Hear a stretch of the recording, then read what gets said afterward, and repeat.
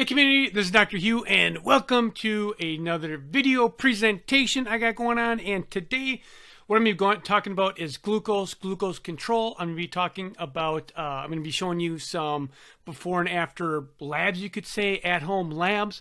But before I get into this content, if you're liking my station, liking my content, my videos, give me a thumbs up, smash the subscription, smash the like button.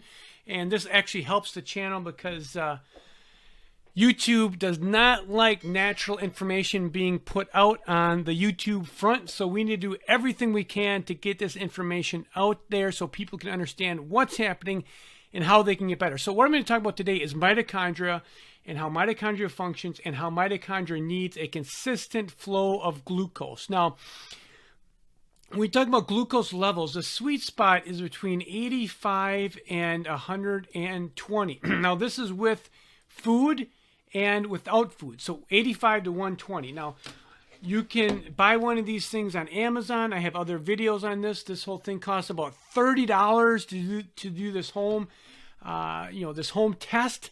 So if you have questions about this, look at my other videos so you understand how to do the testing. It's very, very simple. And I have it all laid out in other videos. But today what I want to go over is a before and after case. So this is a gal that's, I think she's in her like early 60s, been to everywhere. And they've never done this protocol. They've never checked the glucose levels. And if you have high glucose or low glucose, this puts you in a state of chronic inflammation and nothing works. It causes your mitochondria not to work. Your mitochondria become uncoupled, which just means they break apart. They don't function well. Hormones are whacked when you have glucose that's out of control. So this is pretty recent. So you can see here, this is October 1st. All the way down to the 10th. So this is when we first started doing this stuff right in here. And again, the sweet spot is 85 to 120.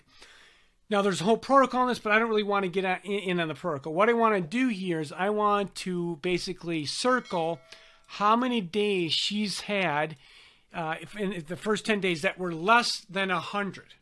Right, so we want glucose 85 to 120 when you're eating, and we need levels that are in the 90s and in the upper 80s. So let's just go over all the times that she reached basically 100 or less in the first 10 days. So we'll do 99 or less. So this day, nothing here. This day she has 1 below 100. Here, nothing. Here, nothing. Here, nothing.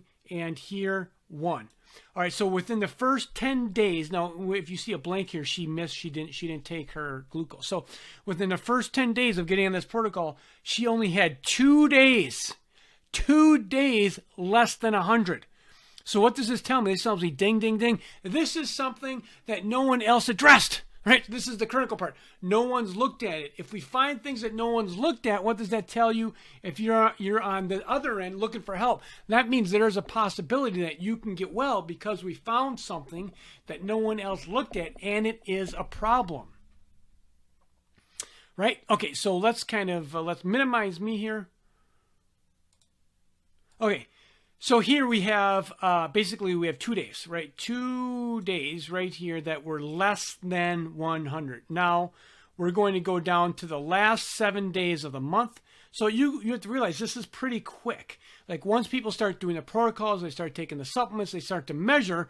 Once you have something that's measured, you can change it, right? That's the cool thing. If it's measured, you can change it. Now if we go down here, the last 7 days, let's count how many days that her glucose is less than 100. So we have 1, 2, 3, 4, 5, 6, 7, 8, 9. We have 9 days that her glucose is less than 100. So 9 days versus what? 2. And look at here, she missed some days. All these white areas in here, these are days that she actually missed. So I would imagine if she would have done those days, there would have probably been days that were less than 90, right? So what does this tell us? That tells us this is moving in the right direction.